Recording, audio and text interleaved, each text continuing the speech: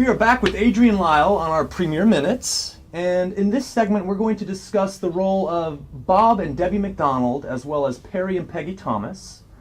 Now, for those of you who don't know, Debbie McDonald is one of the greatest and most decorated dressage riders in the United States, and the Thomases have been great patrons of the sport for many decades now.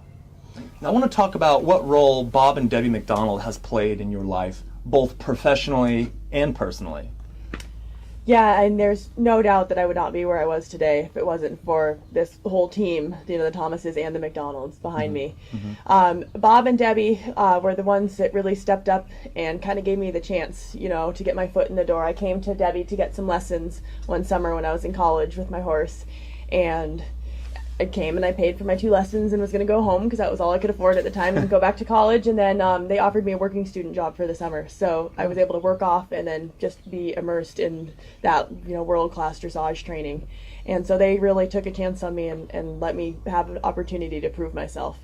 Adrienne, what role has Peggy and Perry Thomas played in your life, both professionally and personally? They have been the ones that have made this all possible. They are the owners of River Grove, they are the owners of Brentina and of Wizard, and they've had a relationship for many, many years with the McDonalds, and I think that's something that's really special and not always too common in our industry. They've had a wonderful working relationship together, and they have trusted Debbie enough to back her and give her the chance to do what she's done, and then they've also took a chance to back me and Wizard. Yeah. And you can't do what you need to do in this sport without the role of wonderful sponsors like them. What would you say the greatest lesson that you've learned from Debbie? Well, Debbie's been my idol for years, my role model as a rider and a trainer. I think she's amazing, and the way she just has an innate understanding of horses and the way to approach stuff so that it's always in a positive light, and I just love that way of training. And she's someone, being much smaller stature than me, has taught me really how to ride without strength. She always tells me, if I couldn't get on and ride that horse, then you're not training it right. And so I always keep that in my mind, that can't ever use strength to get it done in our sport. You've got to figure out a way to make it so that a 5-foot person could get on and ride that horse. And to me, that's what makes dressage so fun and challenging. Well, what about Bob McDonald? What has he taught you? Bob has taught me a ton. He's been invaluable. He pretty much is the manager. He's the man behind the scenes. There's a lot of those, and I don't think they always get the credit they deserve, but he's the business management of the end, and he's taught me the ins and outs of the horse business, what it takes to keep going, and all the behind the scenes stuff that's needed to keep going in this sport. How do you think that Debbie is able to develop and cultivate champion caliber horses as well as riders? I mean, what do you think is perpetuating that? I think she's got a wonderful eye, first of all, for an innate talent in a horse or a rider.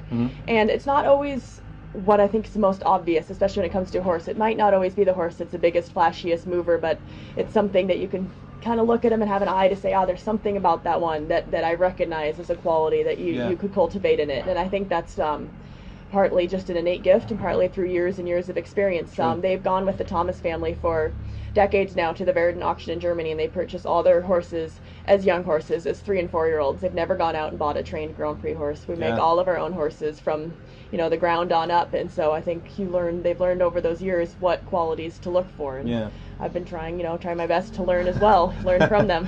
What specific quality? Can you elaborate a little bit more on what? From a young horse. With a young horse, it's easy to see what they move like. You can see what they look like, see what they move like, but there's a certain feeling you can get when you sit on them, the rideability, the sensitivity, their eagerness to work, and that's what separates. There's a lot of good moving horses out there, but that's what separates the good from the great, the ones that really have that drive to go on and do the big sport. Besides Debbie, do you have any other mentors? I've been with Debbie now, this will be my 9th year. Obviously before that I grew up on Whidbey Island in Washington, and there were quite a few people that played a role in my life, giving me my start in dressage and supporting me and kind of helping my family get the idea of being in this horse world, because like I mentioned, we were not a horsey family.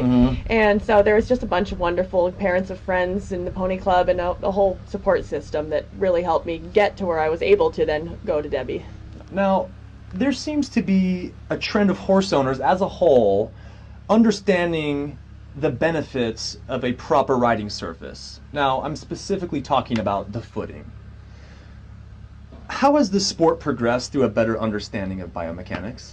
Absolutely. I mean, that's our rink, that's our playing field. We're out there for hours a day, and it takes this whole village. We've talked about the Thomases, the McDonalds. It takes all this support, and this is an incredible investment you have. And Yes. so the footing is paramount. That, you're riding your investment on that you put your hours, you put your dollars, you put your time in. And if that's not just perfect, you're risking an injury, you're risking the training not being as beneficial as possible. And so it couldn't be more important than having good footing. And just so our viewers know, you actually ride on what we call Protex. And essentially there's this whole fine line between trying to find the right amount of cushion and the right amount of stability. Yeah, there is. And recently this summer we had Premier up, and they kind of revamped some of our footing. One of the rings was getting a little bit too deep and soft. The other was getting a little too packed. And so we were able to find the right kind of Premier footing to put in each ring to bring it back to that level we like, that's got, enough give and enough cushion, but still enough stability. Adrienne, once again, thank you so much for joining us here on Premier Minute. We have appreciated all of these segments, and I'm sure our viewers will as well. Thank you.